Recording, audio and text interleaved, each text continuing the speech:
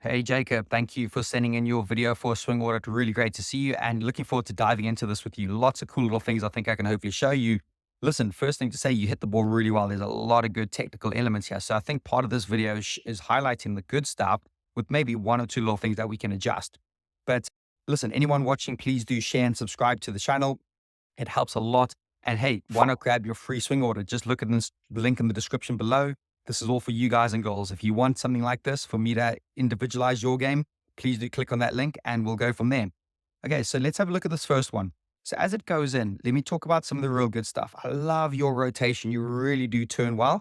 I like how you get your racket into that position one nice and early as well. For me, I'm always looking for that position one, how much it can stay loaded there. And look at that. You get that really quick and early. I'm always talking to people about get that arm across your body, and you do that really well. So like I said, I think a part of this video is actually complimenting you on some of the stuff you do well for others to learn. There's definitely a few things that we could do a little bit better as well. And ultimately, the thing I noticed the most, you end up hitting under the ball a lot. You end up pulling it under, whereas yeah, fine if you want to chip it and get that ball up and just chip it down the wall up into maybe zone 3 or 4 on the front wall. But there feels like there's a little bit of power lacking. So hopefully with maybe one or two little tips here, I can get you to use a bit of power. But look at that, man. That's brilliant. The way you turn there, the way you rotating the shoulder, the way you loading it up, even your hips position there. Probably can do a little bit more with the angle of these shoulders. I think we could probably maybe increase the angle to around about there. So I like to use this tool a little bit. So if I'm just using this, if I go to about there, that's your current angle, let's say 34 degrees. But can your angle be a little bit more severe? So, or a little bit bigger angle, so possibly 74 degrees. It doesn't have to be exact science, but if you could tilt a bit more, that would be great. And I think the reason you're getting under it, there's possibly something to do with the wrist there. Again, I'd love to see this in a slightly different position, but that wrist might be twiddling a little bit. Possibly position two might need a little bit of work, going from that position one around and maybe make it a little bit tighter into position two before it comes through to position three, which would be around at that contact point there. And yeah, look, you tend to get under the ball too much. I'd love to see some more directional force really down, using your tilt a bit more that I just spoke about and using a bit of a downward force to hit. Whereas there, you possibly getting that racket down and under a little bit too much, helping it upwards. Can you see what I mean there?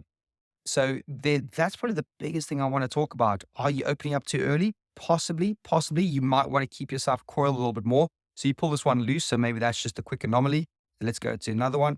No, maybe there's not much more there. Let me go back a little bit then. So yeah, I think, and there's something really nice about your follow through as well. I like that. Here we go. There we go. So this is one I haven't even looked at yet, but you can possibly see that wrist there. It's just twiddling. It's just not quite getting it. Look nice. You had to get low in that. I know it's a slightly different position. I like how those legs are getting nice and low, but there's a bit of a wrist position there. So let's just have a look there. Look, good follow through as well. I love that idea. That follow through and that top of the racket is pointing towards that ceiling there. That for me is what I'm always looking for. Possibly could throw that shoulder up a little bit higher in it, but all in all, pretty good.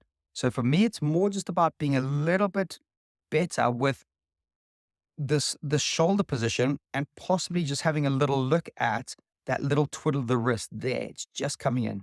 One final thing I'll mention, which just something to note, some people like it, some don't. You are relatively high on that grip. So you are choking the grip up, possibly toward the middle, even a little bit higher up.